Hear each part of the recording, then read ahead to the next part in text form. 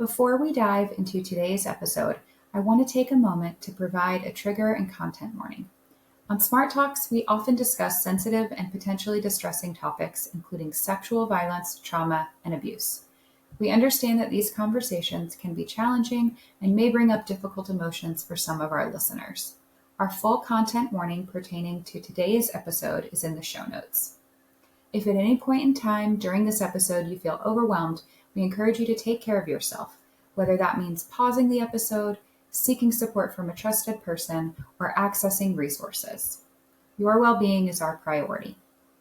If you or someone you know needs help, you can visit elizabethsmartfoundation.org for a list of resources or contact the National Sexual Assault Hotline at 1-800-656-HOPE. Thank you for joining us today. Now let's begin. Our guest today is Emily Fauver. We're honored to have her here with us on the podcast. She is just a beautiful human inside and out. Her story is one of survival, but also of resilience and hope. Emily's journey began with unimaginable challenges. From birth, she faced overwhelming obstacles, including being born addicted to meth and testing positive for fetal alcohol syndrome. She and her siblings were neglected and abused, and she was placed into foster care at just 2 years old. After Child Protective Services was involved, she suffered further abuse in that system, and then later on lost her biological parents to drug abuse. After being placed at 3 different foster homes, she was adopted at age 8. Despite these struggles, she found the strength to persevere. Now she has turned her pain into purpose and is actively breaking the cycle of abuse with her own beautiful family. She's used her platform as a popular social media influencer to openly share her story. Her authenticity brings hope to others who may have come from difficult and traumatic backgrounds.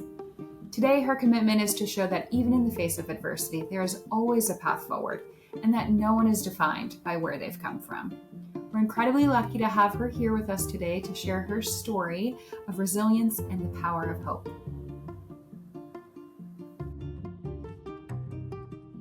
Hello and welcome to Smart Talks. Today I'm so excited to have a special guest with us, Emily Fauver. She is just a human extraordinaire. She's such a light for so many people. She's such an example of breaking a cycle, of speaking out, of not being afraid, of really sharing really dark parts of humanity. And I so admire her and appreciate her for that. And I'm just so excited to have her here with us today. So thank you, Emily, for joining us. Thank you. Thank you. I'm so excited. Just, I guess, diving right in, do you mind just starting off by talking to us a little bit about your childhood and a little bit about your story? Yeah, I mean, it's pretty wild. I feel like people can look on social media and be like, "Oh, she has it all," which I truly feel like these days I have everything that I could ever dream of, but I think a lot of people don't realize, where it started for me.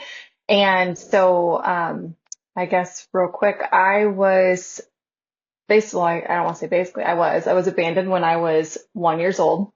My parents had left my sister and I home alone, so I was 1, my sister was 2, and the neighbors called the cops because they heard us crying.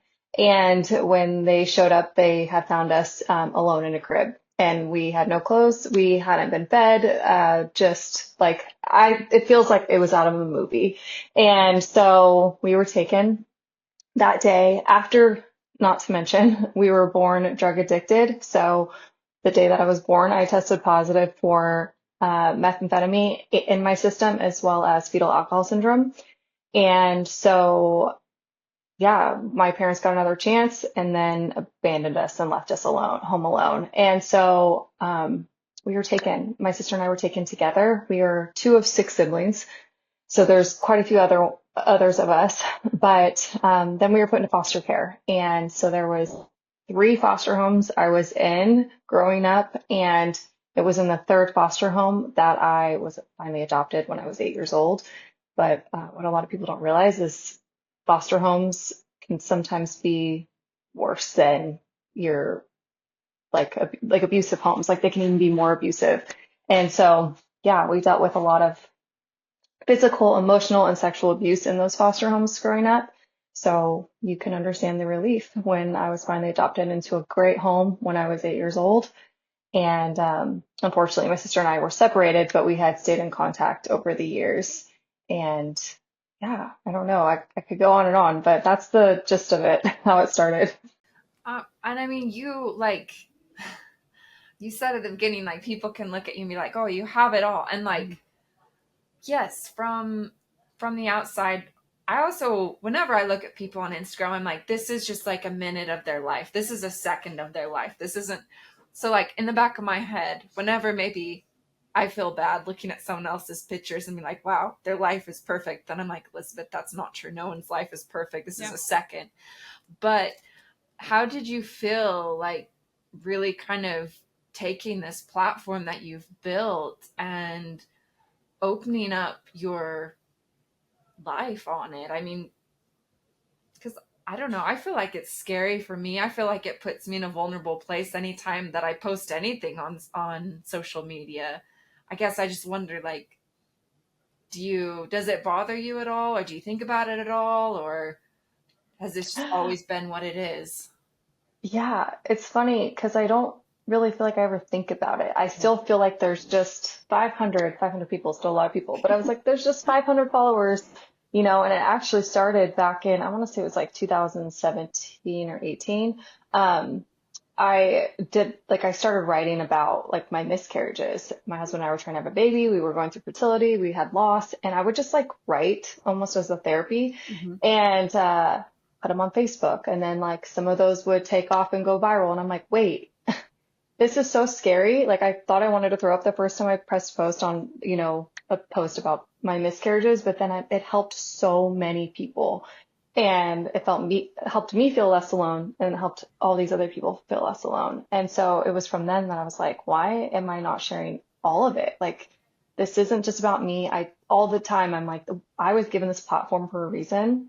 I truly could have ended up anywhere but here, like where I'm at in my life.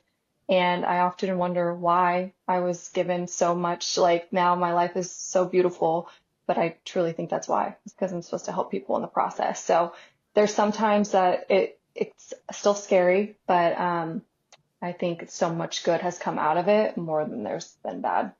Well, I think that's why all of your followers, your millions of followers, by the way, I think that's why everyone connects with you. Your videos you're so authentic, you're so genuine as you're sharing your story. And I think it's touched so many people and have helped them dig into their past, their history, things that have happened to them and make them less scared. And I think just kind of seeing your maybe like triumph over that. And like, I think I was talking to Elizabeth earlier, your story, it is so, you feature your family, but you also talk about your past, but it's such a great example of someone who's literally broken the cycle, right, of what you experienced and what you lived through, and now your beautiful little family, and the example that you are setting for your kids and the way that you parent and love your children. I think that's such a beautiful like full circle moment. So I think that's why so many people are so touched by your authenticity and the way that you've shared your story with everyone. Something that I am, well, I just like to ask you because I feel like I get asked this question a lot. As you have gone forward in your life, how do you feel like you have been able to let go of the past? Definitely lots of therapy, lots of counseling. I've even done like EMDR, which I highly recommend to anyone that's gone through any type of trauma.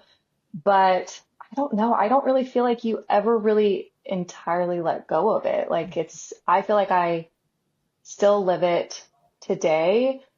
And I see it with like, it always is hard for me when my babies reach the age of when I was like abandoned. And because I just look at them and I'm like, I can't even leave you alone for 30 seconds, let alone, And so I'm still working through it every single day. Like my son is about to be 1. So you can understand how that feels. Yeah. And, but at the same time, I just try to be the mom that I needed. And that's just like, I think the way I just kind of get through it is just being the best that I possibly can for them and what I needed at their age. Do you have suggestions on, like, for other survivors of anything, because I think we could probably all agree that like every one of us has a story. Every one of us has, experienced some kind of trauma. And I guess I'm just curious, like, what would your advice be for anyone really who's been through anything? What would you advise them to do?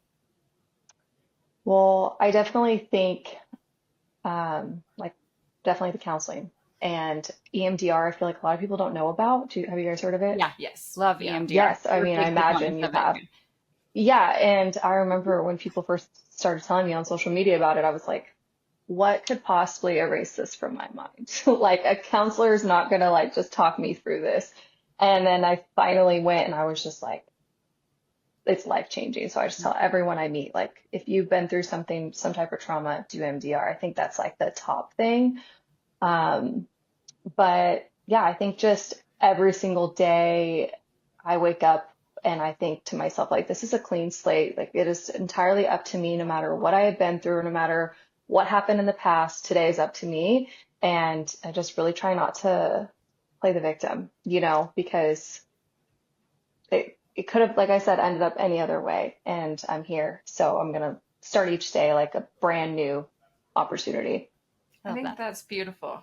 That's great for all of us to remember, because, before we got on here, I was just complaining to Heather about some things, and thank you. I think you're right. Every day is a new day, a new start, and I love that what you said about being the mother that you wanted, Yeah. becoming the mother that you needed. I think Mhm. that's incredible. So you talked a little bit about the foster care system, your experience in the foster care system. I'm kind of curious because you've become a voice for so many, sharing your experience and your history of trauma and how you've, like I said, broken the cycle and you're parenting your children so differently. But I'm kind of curious your recommendations for the foster care system overall, since you and your siblings went through that system. So what would be, in addition to your recommendations for people personally, what would be your recommendations for how to repair what a lot of people consider to be a pretty broken foster care system in our country? That is such a big question because um, I guess my first thing that comes to mind is better screening, better background checks, because I just feel like, and I don't speak for all foster parents when I say this, but I just feel like some people do it because it's a quick paycheck Mm. and it's an easy, I guess, easy paycheck. Kids, raising kids isn't easy, but yeah, I think that's the first thing that I think about is like, I wish they would have just screened these people better Mm-hmm. instead of, I mean, but I feel like they're also so desperate for help Mm-hmm. that it's not something that they necessarily do. Would you advocate for more people to join, to be willing to be foster parents as a whole? I mean, yeah, I definitely think, especially if you're a good person, like if it's in your heart, I would definitely do that. Um, my mom that adopted me, she was a foster parent for this long, I mean, she still is. Like she would take in a child if she had the opportunity, but I just considered her, she's like an angel on earth, and it's people like her that changes changes lives. And I just wish there were more foster parents like her, truly. So yeah, like you said, Elizabeth, I definitely think that more people should take up the opportunity if they can. I know it's a big responsibility, but it's life changing I mean, I just always think about me, like if my mom wouldn't have had the courage to start it, like I wouldn't be here.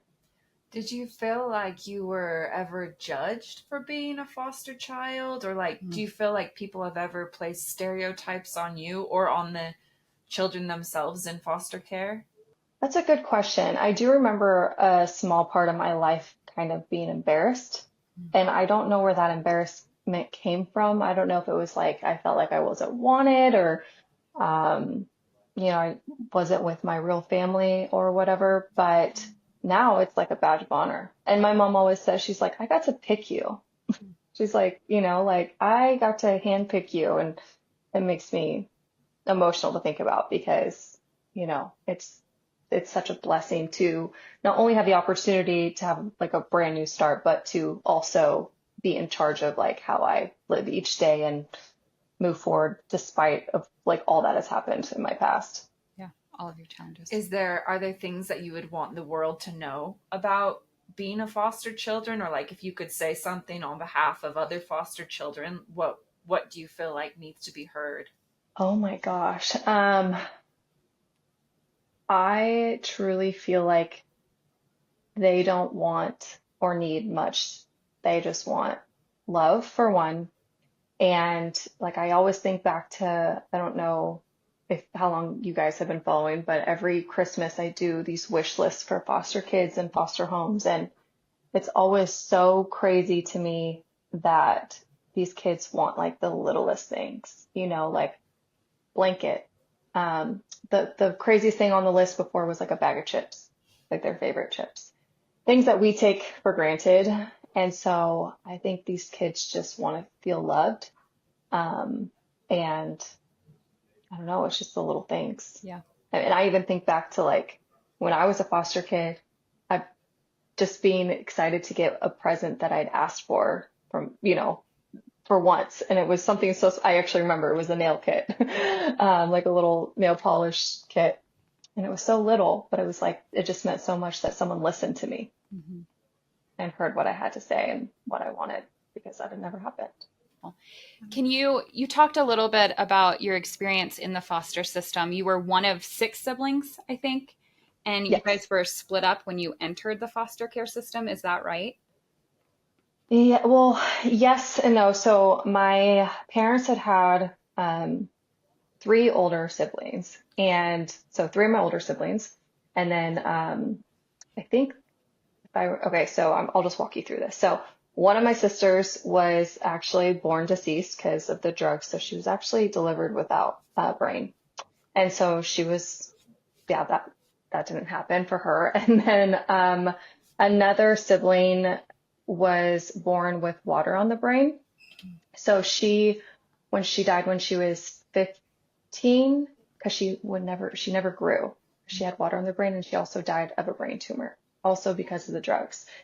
And then I have another brother named Mickey who I think lives in Florida somewhere. He's been in and out of prison, is what I'm told.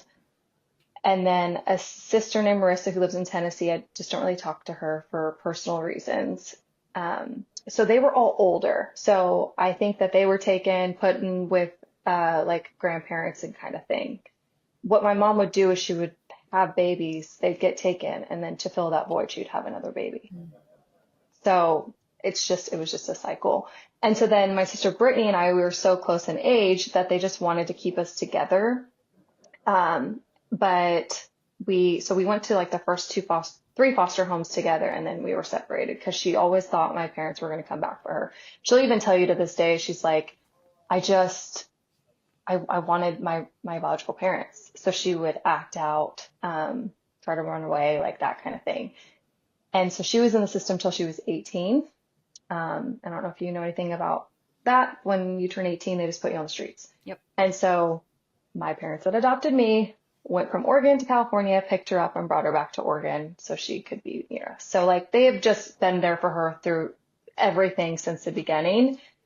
Even though we weren't adopted together, she's still a part of our family. Like she calls my mom, my sisters are her sisters, all that. And then we have a little brother named Nicholas who, again, was something that my mom tried to fill that void. So she had another baby and then he was taken as well. So I think we were all taken at different times and separated. But Brittany and I were the only ones that stayed in contact for all these years. And then until recently when we found Nicholas. Yeah. So can you talk us through, I've been following, so it was exciting to kind of see, but can you talk for people that maybe haven't followed or haven't seen the videos that you've posted on that? Can you talk us through like what that was like reconnecting with your younger brother who you were trying to find for years? Is that right? Like you didn't know any part of his story really, or where he was. Like, did you even know his name? Yeah, no, so like he's the youngest. So I remember when I think I was in foster care, we had visitations with him. So I just have brief memories of him, but I always like just remember him being like this feisty little kid. And so then like when we were moved, I don't know, probably in my last foster home when we were all separated, like no one knew where Nicholas was. Like I'm telling you, 30 years, no one knew where he was. And I have searched for him on Facebook, Instagram. I had a private investigator reach out to me on Instagram last year and look for him. Mhm. Um, we and my sister Brittany said, she's like, if anyone can find him, it's you. Like, it's just what she's always said. And I'm like, I don't know. Like, if a private investigator can't even find him, I don't think that I'm going to be able to find him. So we kind of had like given up. Honestly, full transparency, I kind of thought he wasn't alive anymore. Mm. And we also had thoughts of like maybe he changed his name. Because I don't know if I shared that. I changed my name when Mhm. I was adopted. My name used to be Lacey. And so we're like, maybe he changed his name as well. But as far as we were told, I was the only one that was ever adopted out of all of us. And so we were just like, he just must have um, just like disappeared. We cannot find him. And my sister Brittany even had his social security card. And so we were like, like we were desperate to find him. So I had done ancestry DNA like 5 years ago. My husband's grandma had bought it for us for all for Christmas. And so all these like aunts and uncles were popping up, people I already knew. And then I'd get cousins all the time. And then one morning, this was just a couple months ago, I woke up to feed Nash and it's like 5:30 and it said, well, actually, sorry, I had gotten an ancestry DNA match a few days prior and it said Nicholas McDonald. And I was like, and it said first cousin. And I was like, man, so close. Thought for sure that was my brother. Like, but another cousin is, and I just kind of ignored the cousins just because, first, second, third, whatever. And then a couple of days later, I woke up at like 5:30 to feed Nash and I had a message from him on there. It was like, hey, this is Nicholas. I'm looking for my parents. I don't know if you know them, but I think my mom's name was Kelly. And I was just like, wait, what? Like, he had no idea he thought that I was possibly his sister. Um, and I was like, Kelly, like, that is my mom's name. Like, we have that you're my brother, the one I've been looking for. And so I like wake up my husband. I was like, you will not, because he even knows how long we've been looking for Nicholas. And he was like, you've got to be kidding me. And I wrote him back immediately. And he was just like, no way. And I remember the first thing that he said back was, oh my gosh, hey family. It was like the sweetest thing because I was like, he literally has no one. He was adopted when he was 5, but he doesn't really have a relationship with his mom, I don't think, but he's still close with his dad. Anyways, he doesn't know any of us. Like he didn't know, being the youngest, it's probably all kind of blurry. He said his mom had saved all of his records, but lost them. Mm. And so he's like, we finally like FaceTime, it was just a few hours later, it felt like eternity. I'm like, I just need to talk to you. I instantly picked up and I was like, you look like me. We had so much in common. He looks exactly like my sister Brittany. And it was just like the most surreal experience because it had been 30 years in the making and one DNA test like solved it all. It was really heartbreaking though because he didn't know our parents weren't alive. So we had to break that to him because that's actually why he had gone on Ancestry, was to find them. And then he was like, oh my gosh, I can't believe I have a sister. And I was like, you have multiple sisters. Like he was like, what? Like he just had no idea. Yeah, I feel like I could talk about it forever because it's still such a core memory for me and like something that I'll remember forever. Wow, that is incredible. Like, I wonder why he showed up as a cousin and not a brother. So that's a very common question I get. And I did my own research because I'm like, why? The amount of DNA that we shared, he could have either been my cousin, my grandfather, or a half brother, and which I had no idea. But ancestry DNA just automatically goes to cousin. So yeah, I'm glad that he messaged me because I would have just thought he was my cousin forever. Yeah, wow, that is Mhm. incredible. Um, It's such a beautiful story. yeah, I yeah, it's remember watching it, amazing. but then hearing you tell it again, it's like I got chills. It's really beautiful that you had these other pieces too that he didn't have. And so you're like giving him pieces of a part of his life back. I mean, really, and like connecting with you guys as his family. I mean, what a life-changing moment for him, but also for you and your sister too. I think it's really beautiful. Yeah. Yeah, it was just, I feel like like very healing. Yeah. Especially my sister. She's very, you know, she just has so much hurt and everything from when we were little, and she just always felt like something was missing. And so she felt like Nicholas was that final piece, and we just can't believe it actually happened. That's incredible. Yeah. Yeah. I just, yeah, that is amazing. I mean, honestly, like what a miracle.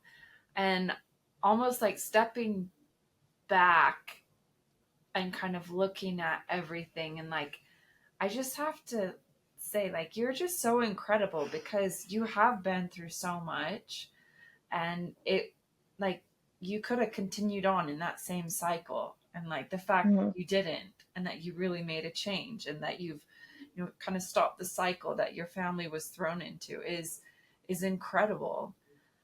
I guess I'm just a little bit curious, like did your mother grow up in the same your biological mother grow up in like the same kind of circumstances, or do you know if there was something that like triggered her to go down this path?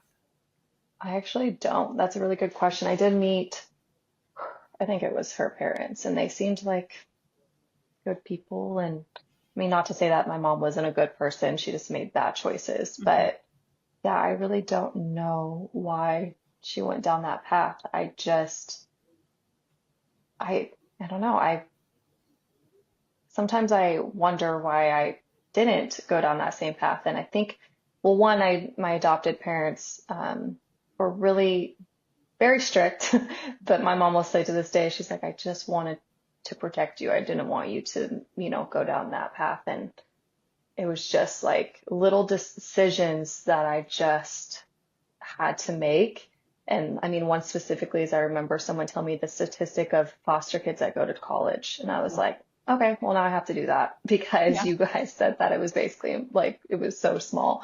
So it was like things like that that would challenge me through my life, but I've always seen it as like an opportunity to prove people wrong. I Yeah. think that's amazing. Yeah, like you took, I think, some really difficult challenges and life circumstances, and you totally turned it around and used it as a motivator, which I think is really, really inspirational and kind of One of incredible. my favorite quotes, and I think about this all the time, is it doesn't matter what cards you're dealt, it's how you play the game. Yeah. And I'm like, it's like, it's so true because I feel like it's so easy to play the victim, when you've gone through things, but it's entirely up to you. Yeah. It really is. I think that's so incredible. There's one more question I really want to ask because I think Yeah. it's just incredible. And I want everyone who's listening to be able to hear this. You mentioned your given name, your birth name, Hmm. and changing your name. And you have a video, I think you have it saved, just like kind of telling that story. Would you mind telling everyone that story so that they can hear it? I feel like this is such a great example of, like you said, not playing the victim or not letting the things that happen to you define you. Like this, when I heard this, I just thought it was so incredible. So I want everyone to hear this story if you don't mind sharing. Yeah. So my name was Lacey Peterson, before, and when it was actually crazy, the court let me change my name while I was in foster care with the family that adopted me. So I wasn't even adopted yet, and they let me change it. And my family at the time, like my family now, I guess, they were the ones that adopted me, were like, we just want you to have a fresh start. And I was 5. And so I feel like that's a big, like, I mean, that's Ella, Yeah. like me telling Ella she can change her name. And I will never forget, we were at the beach and we were just going through all these names. And I landed on Emily because I was in a foster home that was very abusive to me and my sister. And their daughter, their biological daughter's name was Emily, and she would always take me to the park. And I just loved her for that because it got me out of that really bad situation. So it's like, and I told my mom, I was like, I just want to be like Emily when I grow up. I want to be a light to people when there's so much darkness. I was just going to say, I love that story because I think you really are like you said, bringing light to the dark and kind of paying it forward, right? Like what she did for you, what she offered you, and you are doing that for others by telling your story and being an advocate and sharing all of that. You're bringing light to the darkness of the problem. And what a beautiful kind of tribute to who she was at that time for you. Yeah, It's really it's beautiful. pretty cool. I guess the next thing on the list is maybe finding her. So that's the number one question I get asked is like, okay, but have you found Emily? And I was like, it's never even been something that I've tried to do. So it'd be pretty cool. Wow. Yeah. Yeah. Well, I mean, I'll be following along. Yeah. Like you ever do. Yeah. Well, here's our rapid fire questions. And the first one I Okay. think might actually be my favorite, funnily enough. When it came up on the list, I was like, wow, that's a really good one. But the first thing is what would you be willing to spend a little extra money on? I think definitely vacations. And my husband always gets on me because I think like a hotel. Like he's always like, you're never at the hotel. I'm like, but it's just like I spend so much time at home. I'm such a homebody. Like to have a place to go back and just feel comfortable. Yeah. So just to be with my family, that is where I put my money for sure. I love love that. that. Yeah, same. Okay, so we like these fun like either or this or that kind of questions. People call it different things, but it's just either or. Okay, so if you had to go beach or the mountains, which one would you pick? Beach, probably because Ella likes the beach the most. Yeah, What a good Yeah. mom. yeah, I know. You're not even thinking of yourself. Desires first. Books or movies? Movies. Movies. Okay, Yeah. introvert or extrovert? I'm an introvert. I like my alone time. I don't know, I like my quiet time. My husband makes fun of me because he's like the biggest extrovert ever. So he's always has to be doing something. And I'm like, I like to be at home.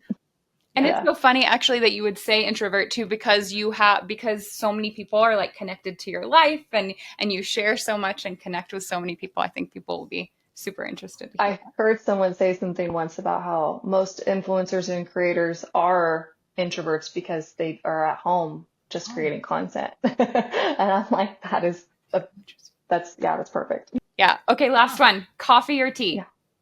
Ugh, tea. I don't like coffee. It's actually a fun fact about me. I wish I did. I love Yeah, the I smell wish of I it, did. but the Me taste too. is not for me. Yeah. But I'll take any Mm-mm. kind of tea. Yeah. It's Yeah, fun. same. Awesome. All right. Well, amazing. Thank you so much. You are amazing. If there's anything that you are ever campaigning for or advocating for in the future, like please reach out because I love your story. I love like the voice you're sharing. I just think you're amazing. Thank you. And I appreciate it. And thank you so much for talking to me. And Elizabeth, I have been following your story since I was a little girl. So I've been in your corner since the beginning too. Well, thank you. Thank you so much. Yeah. You're so sweet. Hmm. That's it for today's episode of Smart Talks. Thank you so much for joining us as we dive into these important conversations about creating a safer, more compassionate world. Remember, sexual violence affects so many, but together we can make a difference by raising awareness, supporting survivors, and advocating for change. If today's episode resonated with you, or if you know someone who would benefit from hearing this, please share it with them. Let's keep the conversation going because every voice matters. You can find more resources and ways to get involved on our website at elizabethsmartfoundation.org. And if you're able, consider making a donation to help us continue our work to end sexual violence and support survivors. Every contribution, big or small, makes a huge difference. And we'd love to hear from you. Connect with us on social media. You'll find us on Instagram, Facebook, LinkedIn, YouTube, and TikTok. Leave us a review from wherever you're listening. Your feedback helps us to improve and reach even more people. Thanks again for being here, and until next time, remember that each voice can spark change, and together we can make the world a safer place for everyone.